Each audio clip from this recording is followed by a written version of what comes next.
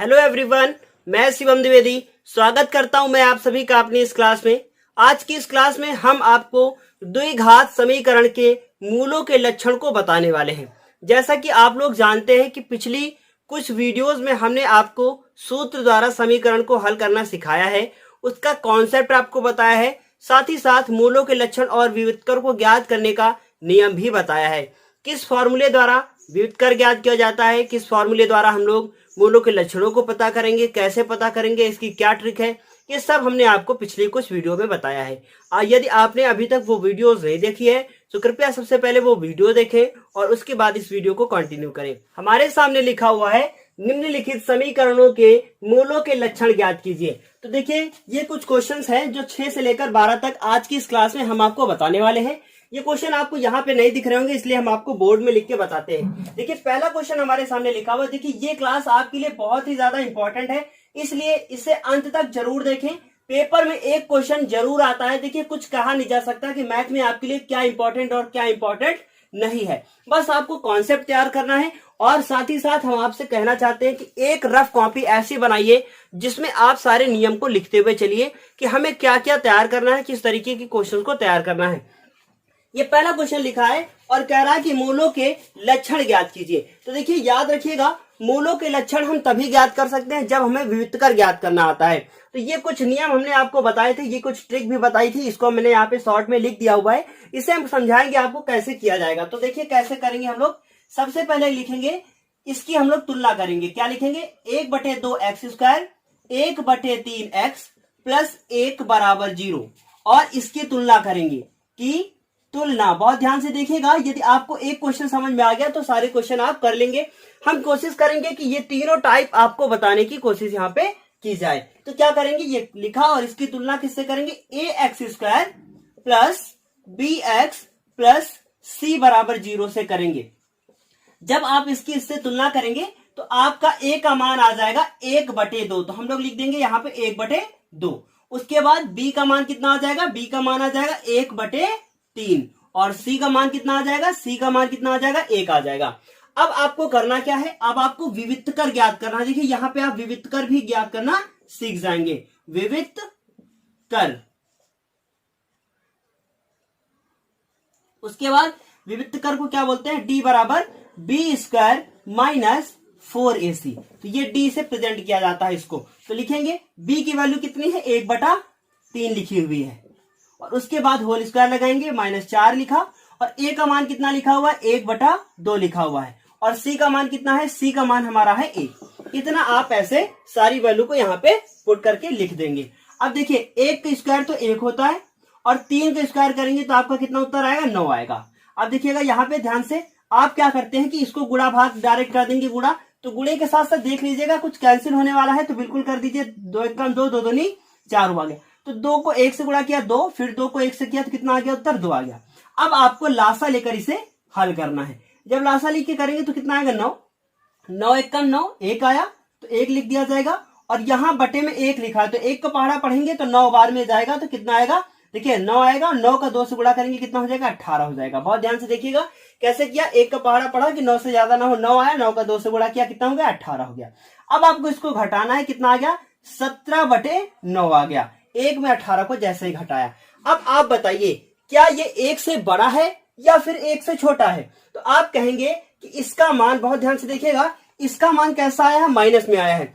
और जितनी भी संख्याएं माइनस में आती हैं वो सारी की सारी क्या होती हैं?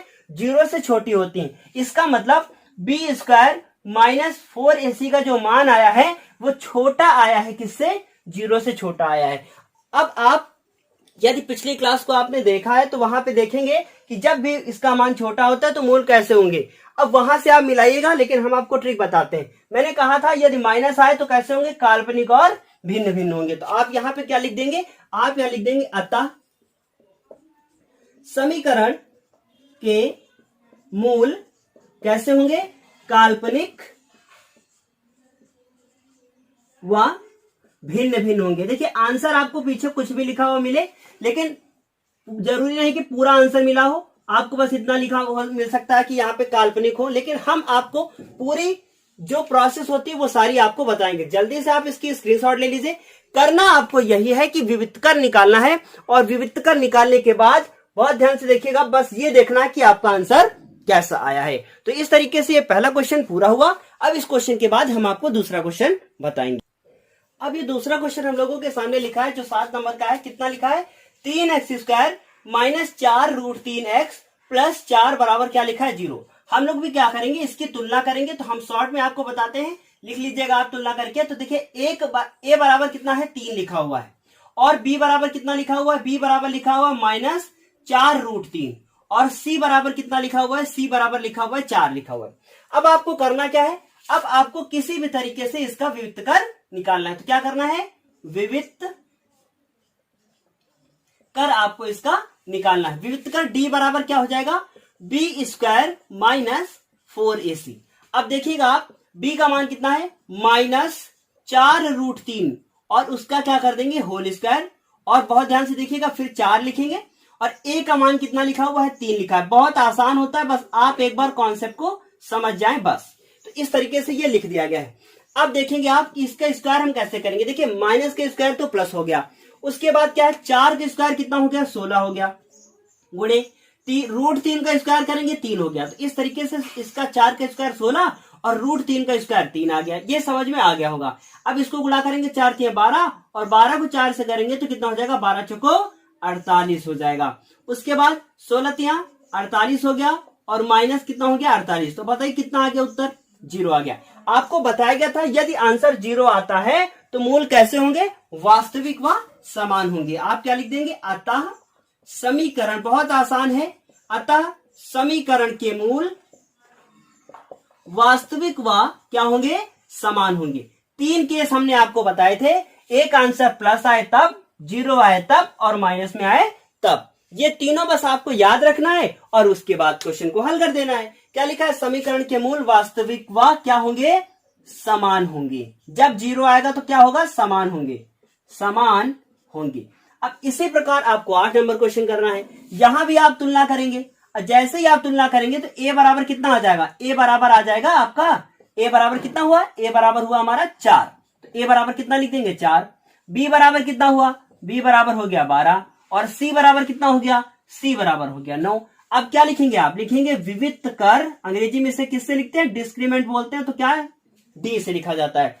विविध कर डी बराबर क्या होता है फॉर्मूला? b² minus 4ac।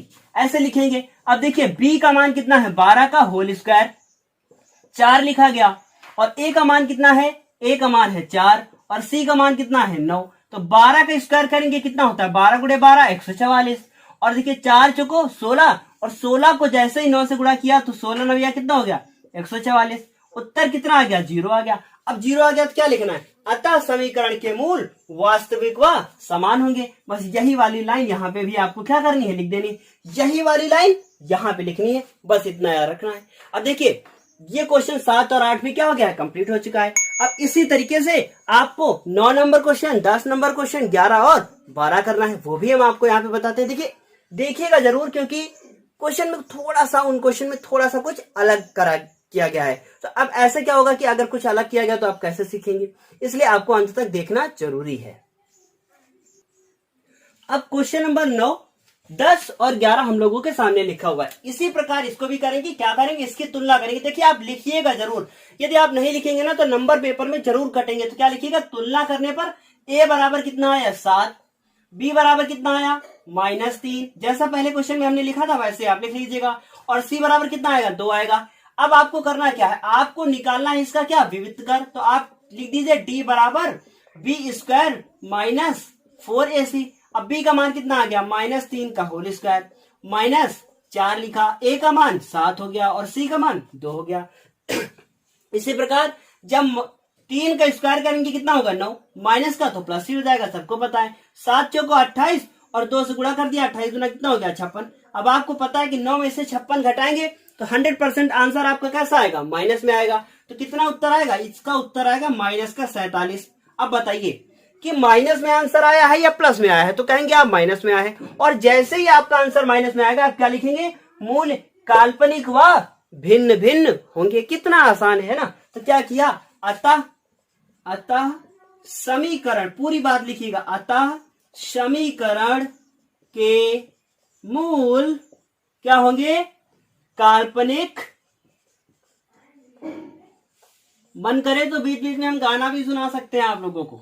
अतः समीकरण के मूल काल्पनिक व क्या होंगे, भिन्न भिन्न होंगे, भिन्न भिन्न होंगे। इस तरीके से क्या हुआ, ये क्वेश्चन भी कंप्लीट हुआ। अब 10 नंबर क्वेश्चन देखिए। ए बराबर क्या लिखा है 2, बी बराबर कितना -3 और सी बराबर कितना, सी बराबर कितना 5। तो अब बताइए क्या लिखेंगे, बी स्क्वायर -4ac। और ये क्या निकाल रहे हैं हम लोग, ये निकाल रहे हैं हम लोग विविक्तकर। किसका विविक्तकर, इस समीकरण का। तो क्या लिखा, बी का मान कितना है -3 का होल स्क्वायर। डी को भाई थोड़ा सा बड़ा बनाइएगा। तो अब उसके बाद -4 हो गया, ए का मान 2 हो गया, सी का मान कितना हो गया 5।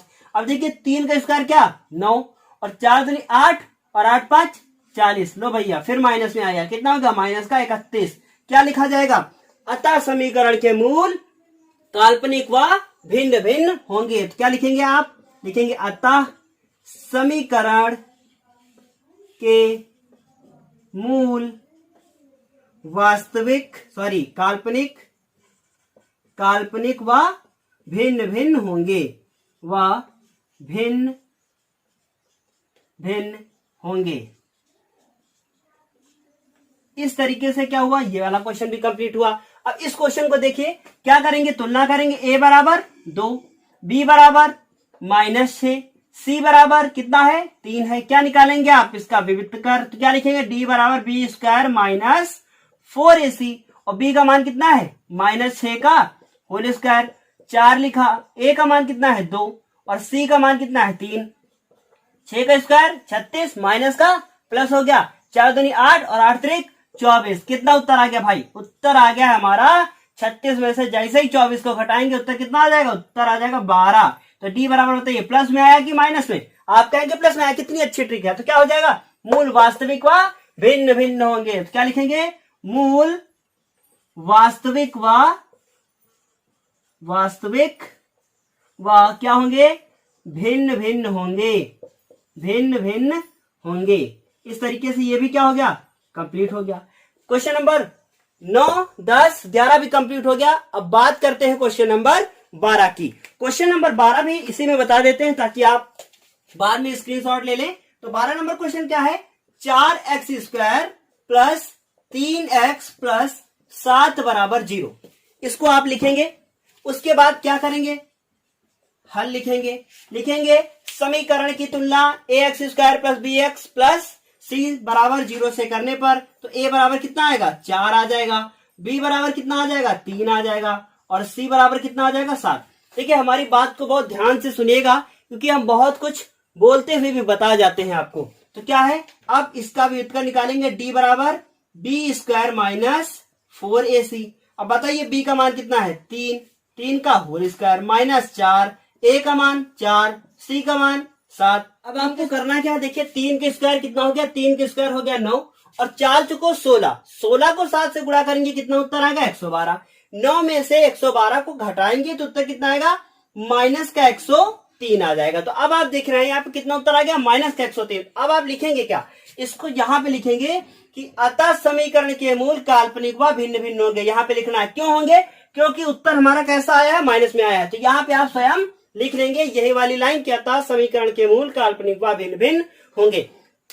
इस तरह से आज क्लास यहीं पे समाप्त होती है, लेकिन हम आपको बताना चाहेंगे इसके बाद वाली क्लास आपके लिए बहुत ही ज्यादा इंपॉर्टेंट है क्योंकि उसमें क्वेश्चन कैसे आते हैं कि कोई समीकरण दे देगा और कहेगा इस समीकरण के मूल बराबर है तो k का मान ज्ञात कीजिए या a का मान ज्ञात कीजिए या p का मान ज्ञात कीजिए। ऐसे क्वेश्चन आपके पेपर में 2 नंबर के जरूर आते हैं, लेकिन अब आप सोच रहे होंगे कि 2 नंबर में क्या भला होता है। देखिए बूंद बूंद से ही सागर भरेगा। अब यदि आप उसको तैयार नहीं करेंगे तो आपका बड़ा क्वेश्चन नहीं तैयार होगा, आप 2 के चक्कर में 6 को खो देंगे। तो आपको तैयार सब कुछ करना है और नंबर को बिल्कुल दिमाग से निकाल दीजिए, तभी आपको कुछ भला हो पाएगा। तो इस तरीके से आज की क्लास यहीं पे समाप्त होती है। तब तक के लिए धन्यवाद। फिर हम आपसे मिलेंगे अपनी अगली क्लास में।